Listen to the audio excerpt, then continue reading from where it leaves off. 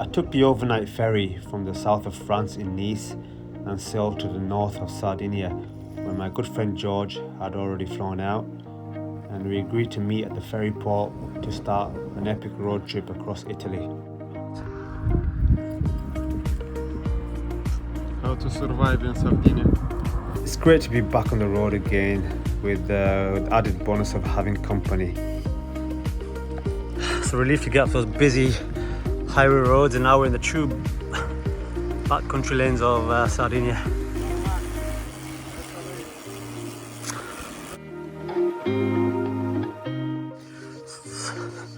So this is the first proper climb.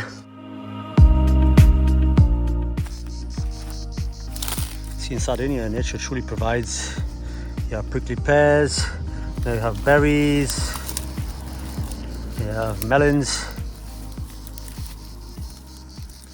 in the scenery as well. So on top of the 700-meter climb, camping wild.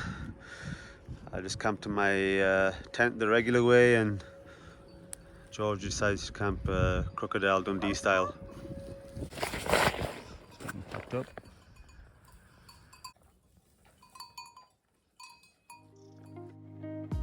And the reason for Italy is because I have cycled across it a good number of times before, mainly in the north in the mountains, and once in the very south going from coast to coast on my way to Croatia. But this time I want to cycle the entire length of it and even go beyond by cycling Sardinia and Sicily.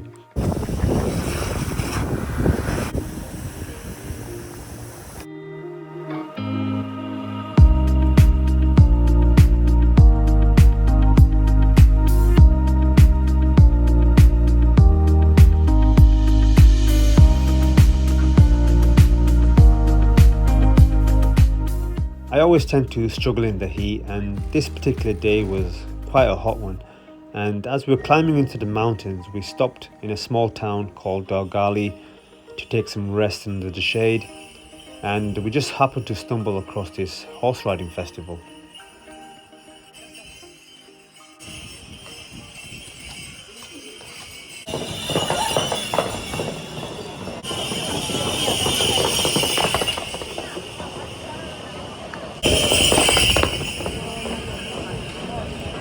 Give me my shorts on, okay. Come on. I know it's steep. Witnessing the horses sprinting in front of the crowds and all the atmosphere, and then winding up this steep, narrow streets of Dogali, heading back onto the road and further up the mountain. But it's a majestic evening, and the roads, for once, are quiet. It's just one of those reasons why I love being on the road. You know, there is no script, there is no itinerary, there is no plan. We don't know what's around the corner, we don't know what we're going to see, the spontaneity of it all. All we have is just the route, and the script truly writes itself. It's dark around 8:30. So we made it to the top of the climb. It would have been nice to have seen the altitude sign, except it's covered in stickers.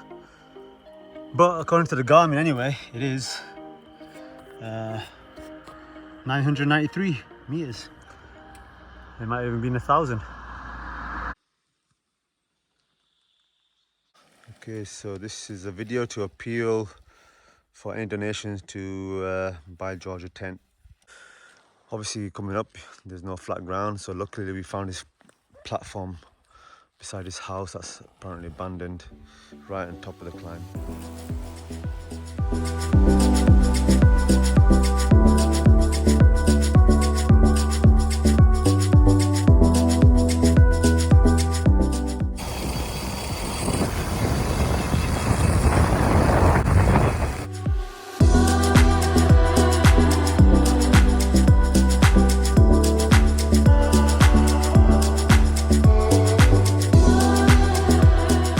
Sardinia is really coming alive here down this descent. It's absolutely epic. It's a good job we camped on top of that climb. We would have missed all this had we gone down in the dark. Good decision, George, eh? Inshallah. Inshallah. This is like a kryptonite to a Muslim.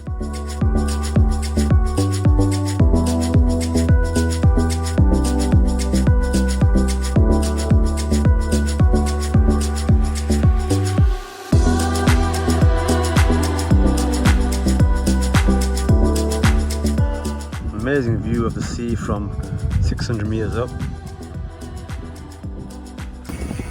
So compared to the climbing the evening before, the descent was a pretty gradual one, heading back down to sea level and back onto the busy coastal roads, which, to be honest, I wasn't really looking that forward to riding because it can get very busy and sketchy at times.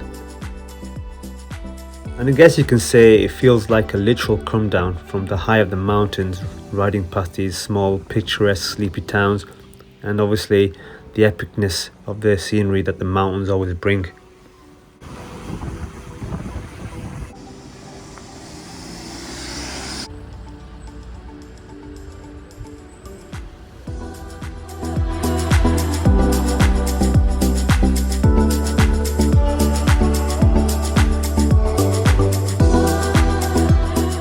So in the backcountry roads of Sardinia, George, what do you say about Moldova?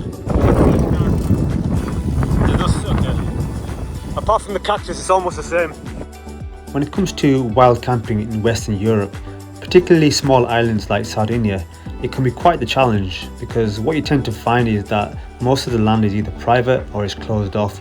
So to come across this deserted beach with these trees has to be amongst one of the best camping spots I ever found whilst touring. Okay, so here's the camp spot for the night on this secluded beach in this woodland.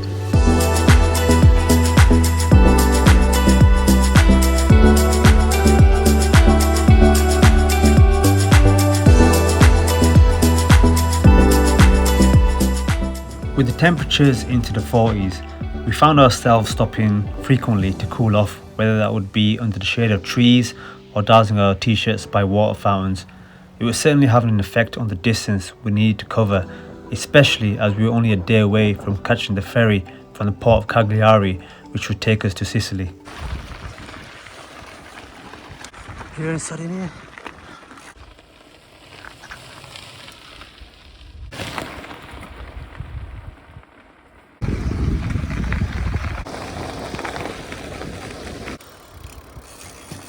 Oh shit!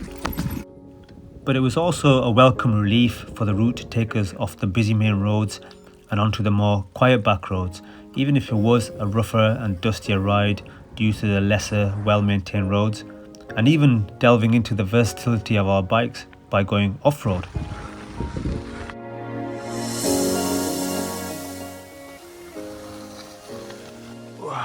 Okay.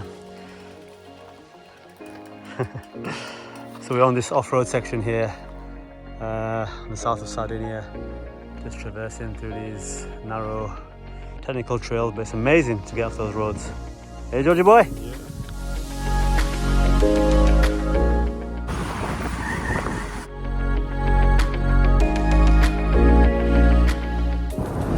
You can see all this burnt landscape from the recent fires. And George just hit a pothole, sorry about the language.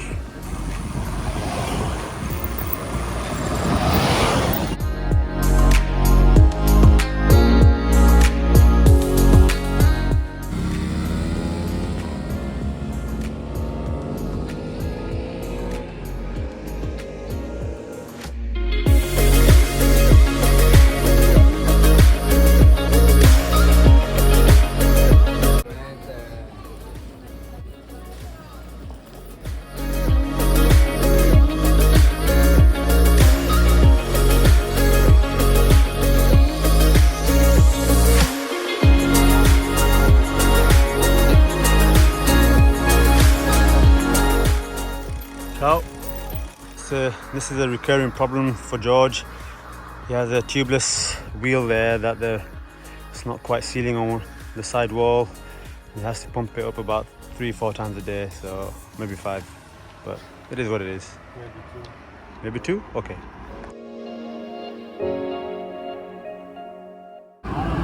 Ciao! Ciao! But it was time to press on to Cagliari and not take any chances or cut it fine to make it to the ferry, especially as it only sails once a week. Keeping pace with these Italian cyclists.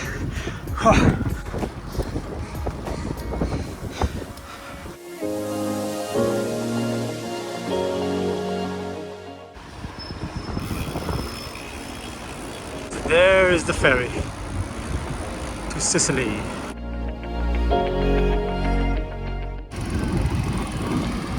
This is odd. We have to walk in the ferries and these guys get to ride. I don't understand the logic, but it is what it is. And because this ferry sails just once a week, it was packed and busy as expected, and it was quite the haul to get to Sicily, as it was a 13-hour overnight crossing.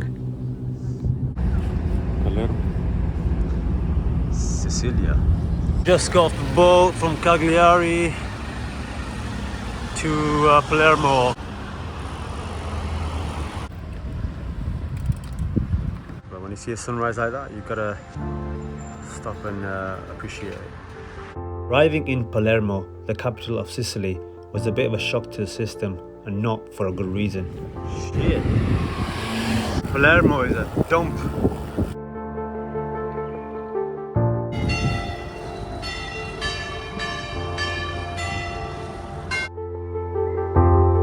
Seriously, this is the most fresh and best croissant I've ever tried. And it's one of these gem little shops on the outskirts of Palermo, just a tiny little bakery.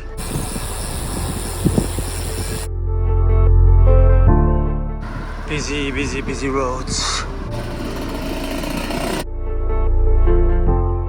There's obviously a little problem here. Look, it's constant. It's just constant. It really is a miserable experience riding on this road. I'm kind of like eager to get out of Sicily. This is actually tidier than what I've seen. It's just constant. I thought riding along the northern coast in Sicily would be something to look forward to, but in reality, the combination of busy roads in soaring temperatures, and especially the overwhelming stench being emitted from the hordes of rotting litter scattered all along the roadside, made it quite a miserable experience actually. So the biggest challenge always, obviously of course, it's not these climbs, it really is the heat. It's just but things started to look up in the literal sense when we got off the coastal road and headed up into the mountains.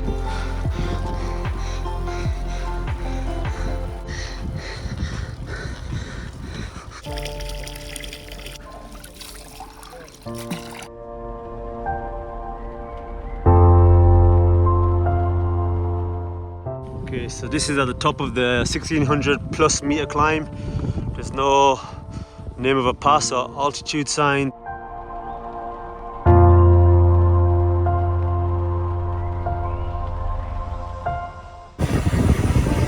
This road is riddled with potholes.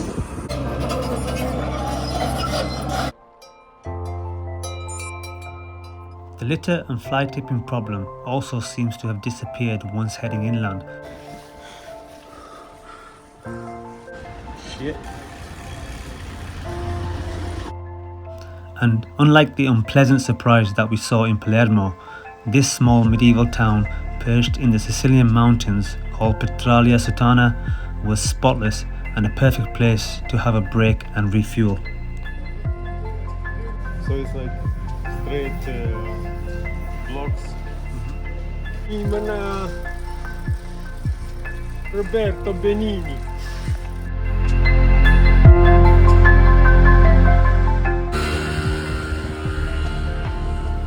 Unlike the litter-infested, busy coastal roads in the north, riding inland over the hilly terrain in Sicily is truly where it's at.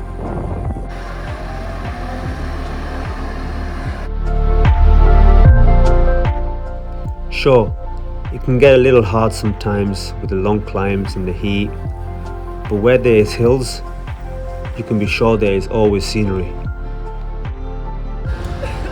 Ciao! Ciao!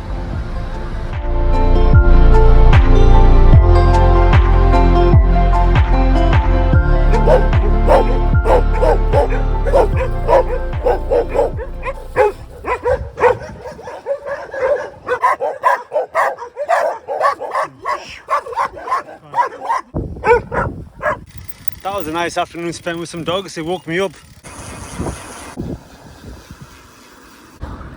These fresh pears.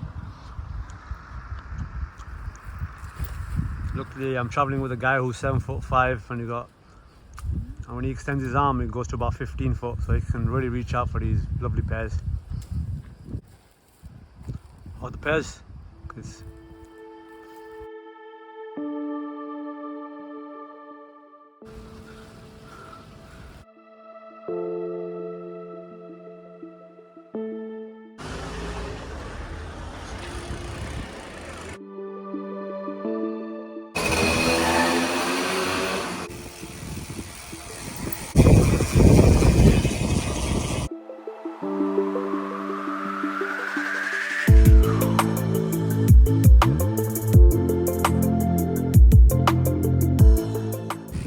it's been so damn dry. The whole damn lake's dried up.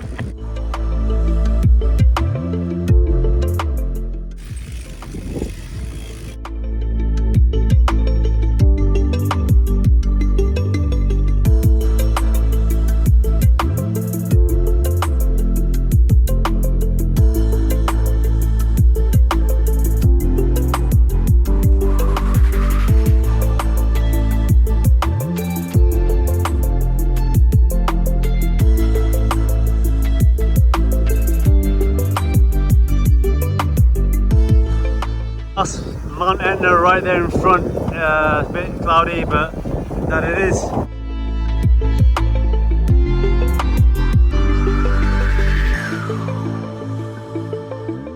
After having wild camped behind an abandoned building, we hit the road for the last full day in Sicily, heading towards the east coast. And I have to say, it's quite the sight seeing the billowing smoke from the summit of Mount Etna being an active volcano which loomed over the entire region. The recurring rubbish problem is back. Look at this. Look at this. I've never seen this in Europe.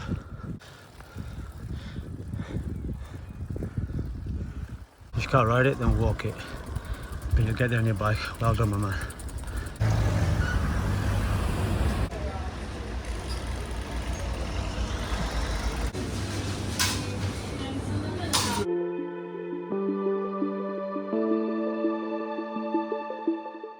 And it goes on and on and on.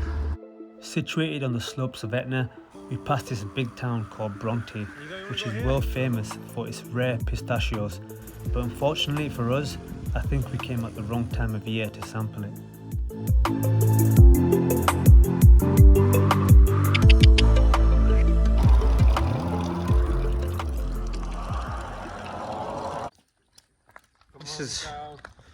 This is all a bit random.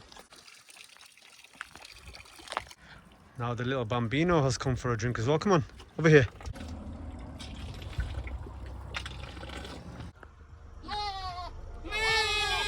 What did I do? So this is all basically ash rock from the volcano. This is a lingua glossa.